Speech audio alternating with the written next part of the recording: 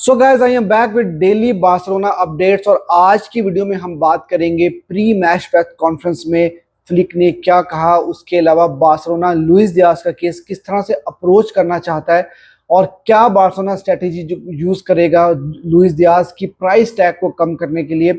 लामीन Yamal का जो renewal है वो कहां तक पहुंचा और बार्सिलोना किस तरह से उनके कॉन्ट्रैक्ट को रिन्यू करना चाहता है, उसके ऊपर भी बात करेंगे। आंसू फती मोनाको को ज्वाइन करने वाले हैं, वहां पर क्या अपडेट्स है वो भी आपके साथ शेयर करूंगा। और उसके साथ साथ बार्सिलोना क्या इसाक को साइन कर सकती है कि नहीं कर सकती, ये सारी की सारी बातें मैं आज की वीडियो में आपके साथ शेयर करूंगा। तो वीडियो काफी इंटरेस्टिंग होगी, वीडियो को आखिर तक जरूर देखना। और चैनल अगर अभी तक आपने सब्सक्राइब नहीं किया तो चैनल को सब्सक्राइब कर देना ताकि आपको डेली रूटीन में बार्सिलोना की अपडेट्स मिलती रहें। तो भाइयों, बार्सिलोना आज अपना आखिरी गेम बिलबाओ के अगेंस्ट खेलेगी और ला लीगा का ये लास्ट गेम होगा और इसके बाद बार्सिलोना का सीजन जो है वो खत्म हो जाएगा। आज की प्रेस कॉन्फ्रेंस में फ्लिक से काफी इंटरेस्टिंग क्वेश्चन हुए। एक सवाल तो उनसे ये पूछा गया कि क्या आज की गेम में आप पूरी ला मासिया की लाइनअप खिलाएंगे, तो उन्होंने कहा था कि आप वेट करो और कल हम देखेंगे कि बार्सा की क्या लाइनअप खेलती है। उसके साथ साथ उनसे पूछा गया कि अरोहो क्या बार्सिलोना में रुकेंगे कि नहीं, तो उन्होंने कहा कि अरोहो का सीजन काफी मुश्किल रहा था क्योंकि स्टार्टिंग ऑफ द सीजन में वो इंजर्ड हो गए थे, लेकिन उन्होंने कॉन्ट्रैक्ट रिन्यूअल साइन किया और आई होप कि वो बार्सिलोना में रुकें। तो लग ये रहा है कि अरोहो बार्सा छोड़ के नहीं जा रहे, तो ये एक इंडिकेशन उन्होंने दिया। उसके साथ साथ उनसे आंसू फती के बारे में सवाल हुआ और उन्होंने यही बात बोली कि ये आंसू फती का डिसीजन है कि वो बार्सिलोना में रुकना चाहते हैं कि नहीं रुकना चाहते, और जो भी फ्यूचर है वो उनको खुद ही डिसाइड करना है। और उनसे लामीन यमाल के रिन्यूअल के बारे में पूछा गया तो उन्होंने ये बोला कि उनका रिन्यूअल जो है वो हो जाएगा, कोई ऐसी प्रॉब्लम वाली बात नहीं है। और उन्होंने ये बोला कि लामीन यमाल यहाँ पर बहुत खुश हैं और बार्सिलोना जो है वो इस रिन्यूअल के ऊपर काम कर रही है। और इसके साथ साथ उन्होंने प्री सीजन के बारे में भी बताया कि 17 जुलाई से बार्सिलोना का full flash training session start हो जाएगा और बार्सिलोना प्री सीजन की तैयारी जो है वो स्टार्ट कर देगा। तो अगले सीजन के स्केड्यूल भी जो है वो फ्लिक के माइंड में है कि उनको किस तरह से अगले सीजन के लिए टीम को तैयार करना है। तो ये सारी की सारी जो डिस्कशन थी वो आज की प्रेस कॉन्फ्रेंस में उन्होंने की। अब बात कर लेते हैं आंसू फती के केस के बारे में। देखो यार, आज फैब्रिजियो रोमानो ने जो है वो अपने सोशल मीडिया पे ये न्यूज़ डाल दी थी कि आंसू फती जो है वो मोनाको को ज्वाइन कर रहे हैं और दोनों पार्टीज के दरमियान जो है वो एग्रीमेंट तय पा चुका है। अब सिर्फ मोनाको और बार्सिलोना के दरमियान एग्रीमेंट होना बाकी है, टर्म्स एंड कंडीशंस जो हैं वो फाइनल होना बाकी हैं। अदरवाइज प्लेयर और मोनाको इन दोनों के दरमियान जो है वो पर्सनल टर्म्स जो हैं वो एग्री हो चुके हैं। बार्सिलोना इस डील को कॉम्प्लिकेट नहीं करना चाहती क्योंकि आंसू फती की जो सैलरी है वो ठीक ठाक सैलरी है, मैंने कल की वीडियो में भी आपको बताया था।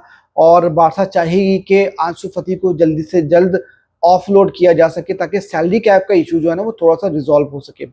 अब ये डील लोन डील भी हो सकती है और उसके साथ साथ कॉन्ट्रैक्ट में नेक्स्ट सीजन में बाय ऑप्शन भी जो है वो यूज किया जा सकता है। और जैसा मैंने आपको बताया कि इस डील को थोड़ा इजी करने के लिए बार्सिलोना ने जो आंसू फती की प्राइस रखी है वो अंडर 20 मिलियन के करीब होगी। तो बार्सिलोना इसको कॉम्प्लिकेट नहीं करना चाहती और बार्सिलोना में पिछले कई सीजन से कुछ ऐसे प्लेयर्स हैं जो कि बार्सिलोना के फ्यूचर प्लान्स में नहीं है, लेकिन वो अभी भी बार्सा के पे रोल पे हैं, लाइक लॉन्गले जो कि एटलेटिको डी मैड्रिड में इस वक्त खेल रहे हैं। वो भी अब लोन के ऊपर थे, वापस आएंगे। और अभी ये बात चल रही है कि एटलेटिको डी मैड्रिड उनको परमानेंट जो है वो ट्रांसफर करके खरीद लेगी। और इसी तरह आंसू फती का भी केस है। तो इससे पहले भी कई केसेस ऐसे हो चुके हैं और बार्सा के प्लान्स में भी नहीं है, लेकिन क्या है कि बार्सा के लिए एक बर्डन बने हुए थे। तो अब आंसू फती का केस जो है वो रिजॉल्व होता नजर आ रहा है और वेरी सून जो है वो बार्सिलोना छोड़ के जा रहे हैं और वो फ्रेंच क्लब मोनाको को ज्वाइन कर लेंगे। अब आपको एक बड़ी इंटरेस्टिंग अपडेट देता हूं रिगार्डिंग इसाक। देखो यार, ये रिपोर्ट्स आ रही हैं कि बार्सिलोना इसाक को जो है वो बहुत क्लोजली मॉनिटर कर रही थी और बार्सिलोना के प्लान्स में था कि बार्सा लेवेंडोस्की की रिप्लेसमेंट के तौर पे इसाक को साइन करे। लेकिन क्या हुआ कि ये डील इसलिए कॉम्प्लिकेटेड होगी क्योंकि इसाक का जो क्लब है न्यूकासल, उन्होंने प्राइस टैग बहुत हाई रखा है, अराउंड 150 मिलियन के करीब। और इसाक जो है वो बार्सिलोना के स्काउट्स को बहुत पसंद आया। उसकी रीजन ये है कि एक तो वो बहुत क्लिनिकल हैं, वर्सटाइल हैं और उनके पास प्रीमियर लीग का भी एक्सपीरियंस है, स्पेनिश लीग का भी एक्सपीरियंस है और इस वक्त वो आइडियल रिप्लेसमेंट हो सकते हैं लेवेंडोस्की की। लेकिन ये कि उनकी प्राइस इतनी हाई है कि बार्सिलोना इनको साइन नहीं कर पा रहे। अगर जरा से भी अफोर्डेबल प्राइस होती इनकी तो बार्सिलोना इनके लिए जरूर मार्केट में जाती, लेकिन फिलहाल जो है वो टाइम फिश ही है। इसके साथ साथ आपको लुइस दियाज के बारे में मैं अपडेट देता चलूं। देखो यार, बारसा फैंस ज़्यादा खुश नहीं है। मैं पिछली 2-3 वीडियोस से ये बात करता आ रहा हूँ, लेकिन मेरे ख्याल में हमें जो है ना ये ट्रांसफर विंडो में जो भी एक्टिविटी हो रही है ये सब फ्लिक के ऊपर छोड़ देना चाहिए। क्योंकि फ्लिक ने जिस तरह से हमारे प्लेयर्स को अभी रिसेंटली पिछले सीजन में चेंज किया है, लाइक राफिनिया जिनका सीजन जावी के अंडर अच्छा नहीं था, उसके अलावा आप फेरान टोरेस को देख लो, एरिक गार्सिया को देख लो, तो ये सारे के सारे प्लेयर्स बहुत ही इम्प्रूव्ड प्लेयर्स हैं। तो पहली बात तो ये कि बारसा फैंस को थोड़ा सा जो इस वक्त कंफ्यूजन है ना वो ये है कि यार 60 मिलियन या 80 मिलियन जो भी उनकी प्राइस टैग है लुइस डियाज की, उसको लेके बारसा फैंस ये बोलते हैं कि यार 27-28 साल की एज में हम बहुत ज़्यादा उनकी जो प्राइस है वो पे कर रहे हैं। तो यार पहले एक चीज़ तो आपको ये समझने वाली है कि देखो अभी इस वक्त जो मार्केट है ना वो बहुत ही इन्फ्लेटेड मार्केट है, ठीक है। तो ये हमें समझना होगा। अब वो पुरानी बातें खत्म होगी कि 30-40 मिलियन में आप किसी बड़े प्लेयर को साइन कर लो। अभी आप ओल्मो को ही देखो, लास्ट सीजन में तो ओल्मो को भी आपने अराउंड 55-60 मिलियन में खरीदा था, और फिर लेवेंडोस्की को भी आपने मतलब मिड 30s के प्लेयर को आपने 50+ मिलियन में खरीदा था। तो अभी उस चीज को मत सोचो इतना। और मैं आपको ये कहूंगा कि ट्रस्ट फ्लिक, जिस तरह मैं पूरे सीजन में बोलता आया हूँ कि फ्लिक पर ट्रस्ट करो, इसी तरह ट्रांसफर मार्केट में भी उस पर ट्रस्ट कर लो। अब अगर लुइस डियाज आते हैं तो मेरे ख्याल में वो उनको भी बहुत इंप्रूव प्लेयर बनाएंगे। इस वक्त लिवरपूल जो है वो एक्सपेक्ट करती है कि उनकी जो प्राइस है वो 80-85 मिलियन होगी, लेकिन बार्सिलोना 60 से ज्यादा उनको देना नहीं चाहता।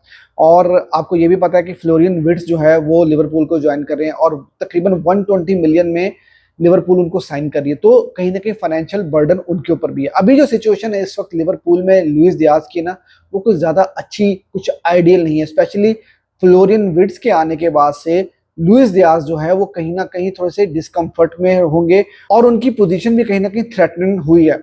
अब उनकी जो निगोसिएशंस चल रही थी रिन्यूअल की वो भी उस तरह से नहीं चल रही, तो एकदम से बार्सिलोना जो है वो बीच में आती है।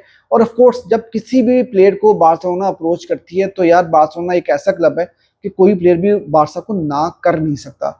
तो फिर लुइस डियाज ने यही सोचा अगर लिवरपूल के साथ में नहीं चल रहा तो ठीक है, बार्सिलोना आ रही है तो व्हाई नॉट। बार्सा तो आपको पता है कि वो प्लेयर्स को सुपरस्टार में कन्वर्ट कर देता है।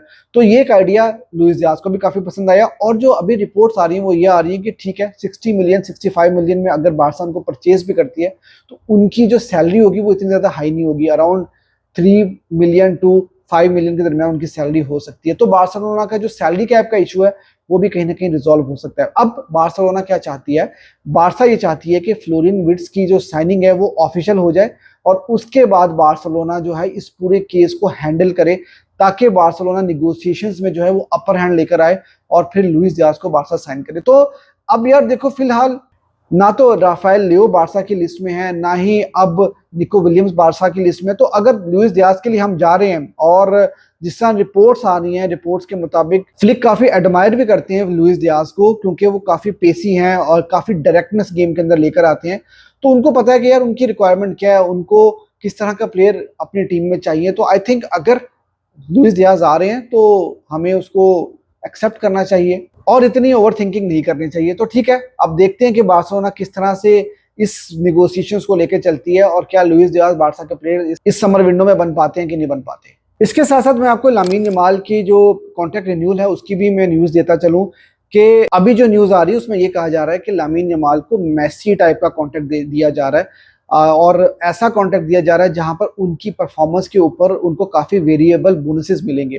उनकी पर्सनल परफॉर्मेंस हो, टीम की परफॉर्मेंस हो, बार्सिलोना ट्रॉफीज जीतेगी, वो खुद पर्सनल ट्रॉफीज जीतेंगे लाइक बैलन डोर, इस तरह की वो अगर कोई ट्रॉफीज वगैरह जीतते हैं तो उससे उनको बोनसेस मिलेंगे और उनकी सैलरी ऑटोमेटिकली जो है वो इंक्रीज होती चली जाएगी। तो इस तरह का कुछ वेज स्ट्रक्चर जो है बार्सिलोना उनके कॉन्ट्रैक्ट के अंदर डाल रही है, जिससे दोनों पार्टीज जो है वो खुश रहें और बार्सा का जो वेज स्ट्रक्चर है उसमें भी ज्यादा प्रॉब्लम ना आए। तो इस तरह का कॉन्ट्रैक्ट जो है वो डिजाइन किया जा रहा है और बहुत जल्दी दोनों पार्टीज रिन्यूअल्स को साइन कर लेंगी। तो भैया ये थी अब तक की वीडियो आपको अच्छी लगी तो यार वीडियो को जरूर लाइक कर देना। और अगर बार्सा की रेगुलर न्यूज आपको चाहिए तो इस चैनल को सब्सक्राइब कर लो, क्योंकि यहाँ पर आपको डेली बार्सिलोना से रिलेटेड न्यूज मिलेगी।